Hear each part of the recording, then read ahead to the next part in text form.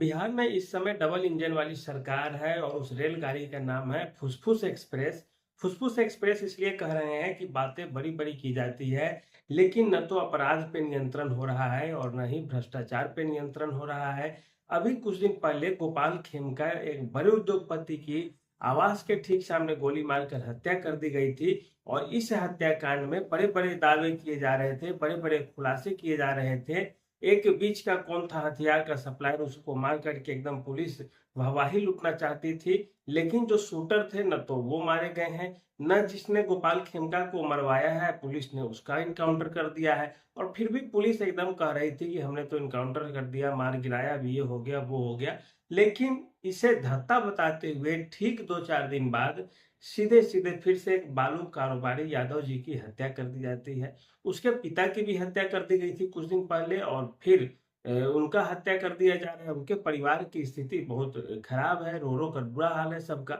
और एक तरह से एक के बाद एक जो घटनाएँ घट रही है बिहार में, ये अब इशारा करने लगा है कि यहाँ पे जो 1990 की दशक की जो एक राजनीति हुआ करती थी या जो माहौल था बिहार में जंगल राज जिसे जाता था, उसी की वापसी फिर से होने लगी है और आपको हम और आगे चीज़ें बताएँगे कि किस तरह से ये 1990 के दशक में बिहार पूरी तरीके से प्रवेश कर चुका है और यहाँ पे उस समय जो 3 फ्रंट हुआ करते थे, उस समय भी, उस ज़माने में भी, आज भी ठीक वही स्थिति है और एक तरह से जो तीसरा फ्रंट है प्रशांत किशोर का, उसको एक बड़ा मौका मिलने जा रहा है। तो ये फुसफुस एक्सप्रेस की सारी चीज़ें आपको हम बताने जा रहे हैं।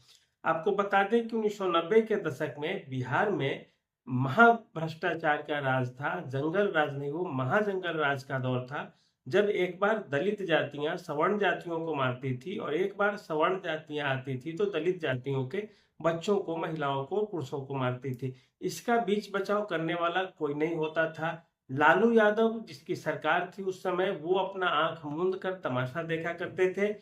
ज़्यादा से ज़्यादा संख्या में जो अपराधी थे वो यादव जाति से थे, जो बड़ी घटनाएँ कराते थे और लालू यादव को लगता था कि यादव जाति से है तो हमें कोई नुकसान नहीं होगा और फ़ायदा होगा, बाकी जातियों को जो करना है वो करे।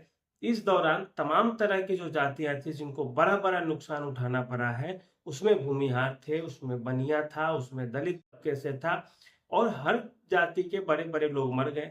इस जो महाजंगल राज की जो कारनामे थे उसका शिकार हो गए वो और इसका फ़ायदा किससे हुआ तो लालू यादव को हुआ और आप देख सकते थे ब्रिज बिहारी प्रसाद जो वैश्य जाति से थे, छोटन शुक्ला, भुटकुल शुक्ला जो भूमिहार जाति से थे, अशोक सम्राट जैसे नेता और तमाम हर जातियों के नेता थे जो इस दौर का शिकार हुए और अपना जीवन खो दिए और इसका सीधे-सीधे फ़ायदा राजद परिवार को, लालू यादव को हुआ और लालू परिवार को हुआ।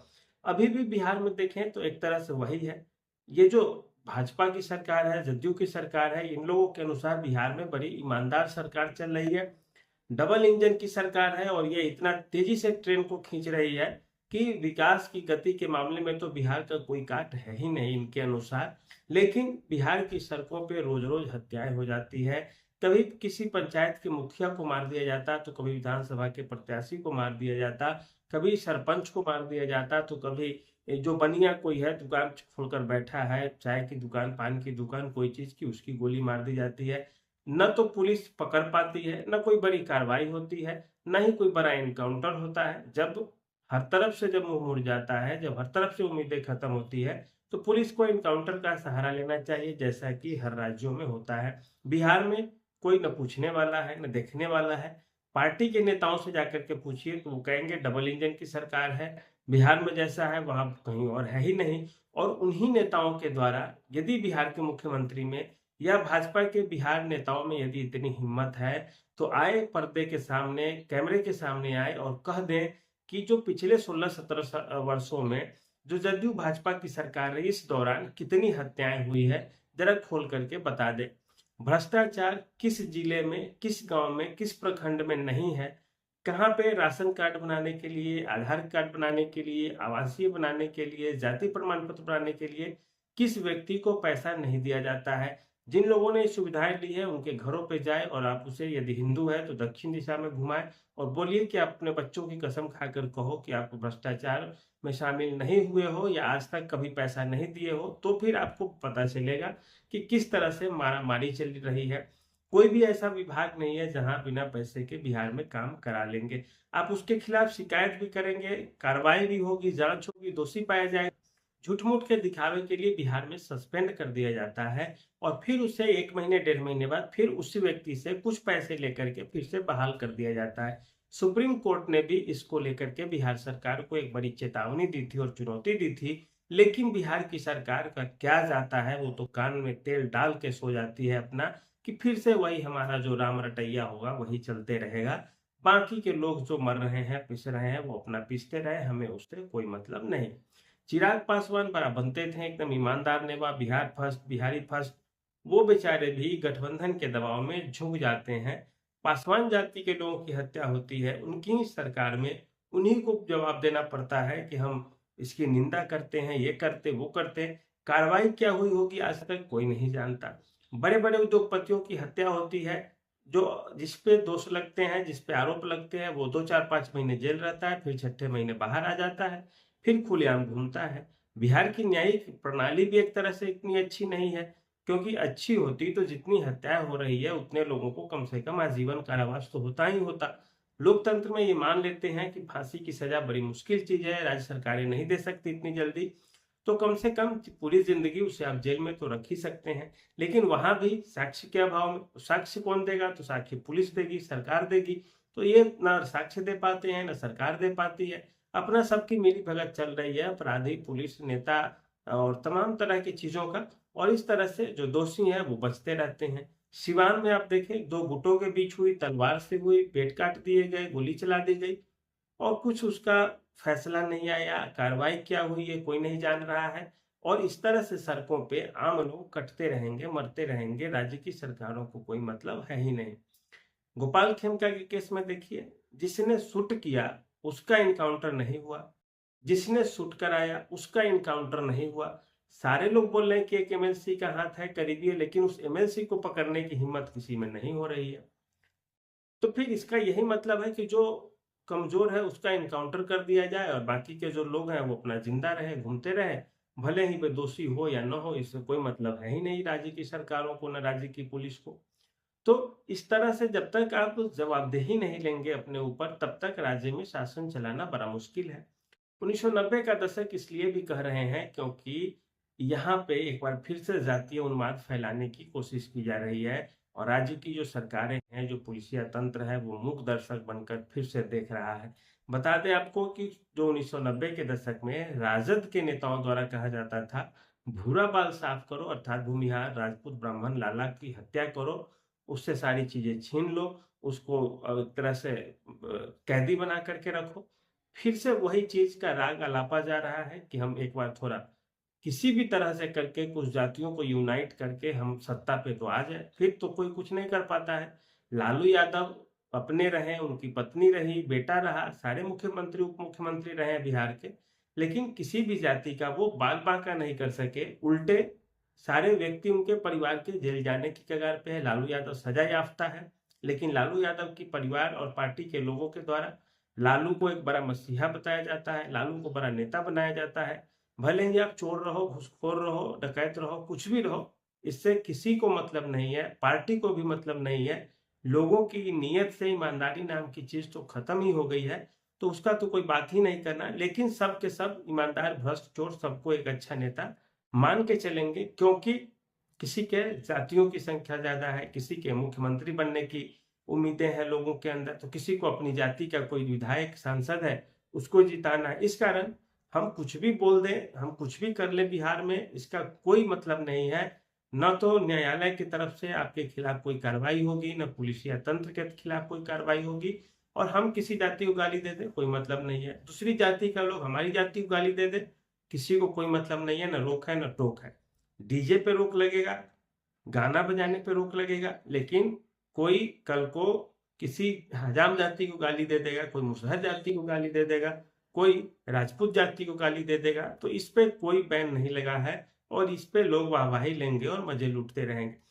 आज का बिहार का जो युवा वर्ग है वो फिर से जंगल राज की ओर जा रहा है, नशे की लत उसकी बढ़ती जा रही है, हथियारों का शौक बढ़ता जा रहा है। कुछ दिन पहले आप आरा में घटना सुने होंगे, बच्चा था, उसको हथियार रखने का शौक था, फेम का शौक था, जो एसएसपी जो पटना के उन्होंने स्वीकार भी किया है शर्मा जी ने, कि इस तरह की लत युवाओं में पड़ रही है, बड़ी बेकार चीज है। हर गांव का, हर वार्ड का, हर पंचायत की युवाओं में ये चीजें हैं। हथियारों का शौक बढ़ता जा रहा है, नशीली जो मादक पदार्थ हैं उनका सेवन बढ़ता जा रहा है, और इसी का जो अगला चरण है वो एक भयंकर अपराध का रूप लेगा।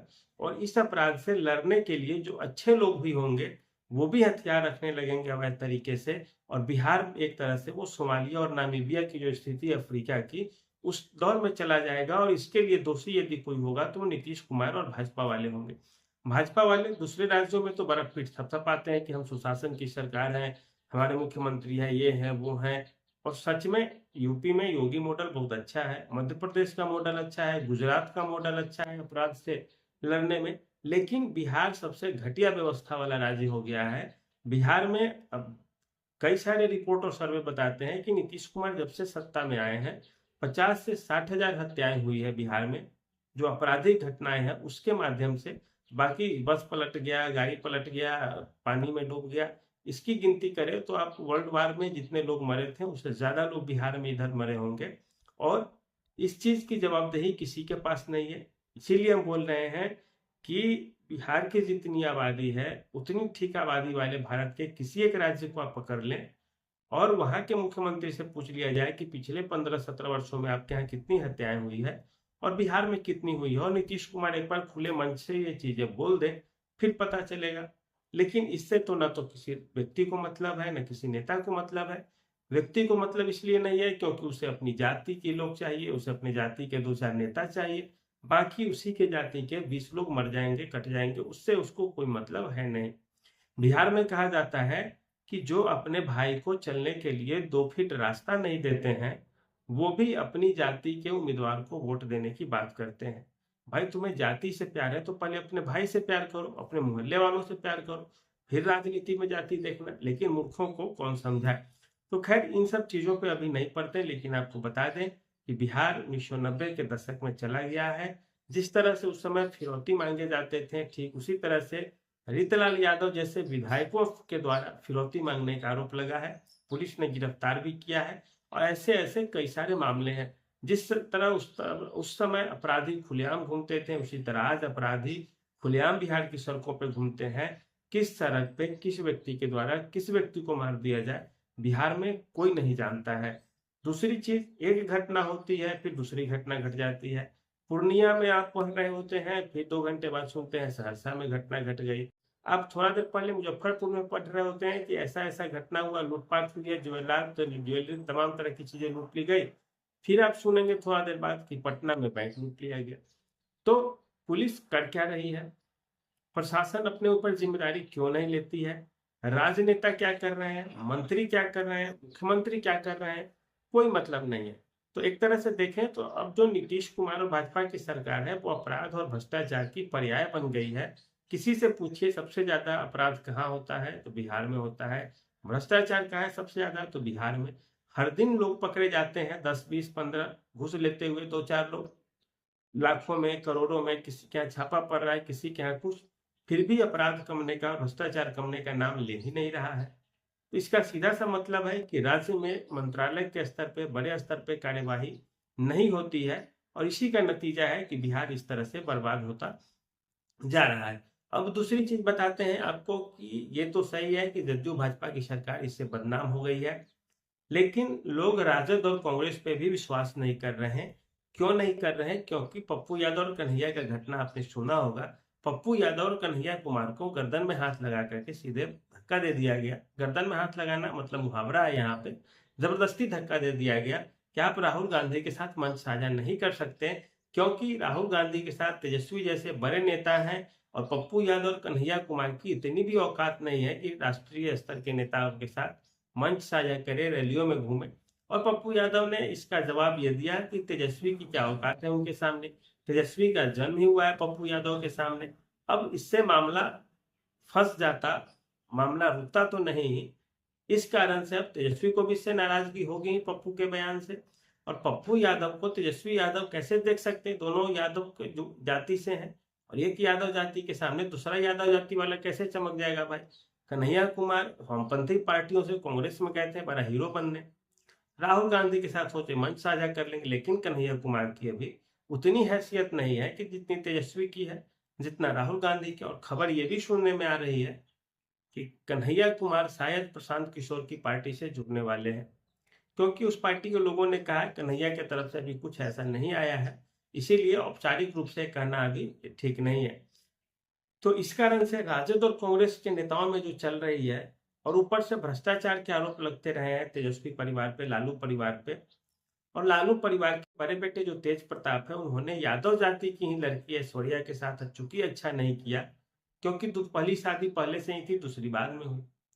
तो इस कारण से भी लालू परिवार का किरकिरी हो रहा है, लोग विश्वास करने से डर रहे हैं राजद से, खास करके वैश्य वर्ग, क्योंकि वैश्य वर्ग झेला हुआ है जंगल राज लालू परिवार का। जब खास जाति के लोग, खास पार्टी के समर्थक लोग, और कौन पार्टी है आप समझ रहे होंगे, कौन जाति बोल रहे हैं हम ये भी आप समझ रहे होंगे, वैश्यों की दुकान से, बनियों की दुकान से सामान उधार ले लेते थे और पैसा नहीं देते थे, और पैसा मांगने की हिम्मत तक नहीं होती थी बनिया जाति के लोगों के अंदर से। और वो चीजें आज भी कमोबेश है, जिस इलाके में उनकी संख्या ज्यादा है आज भी नहीं देते।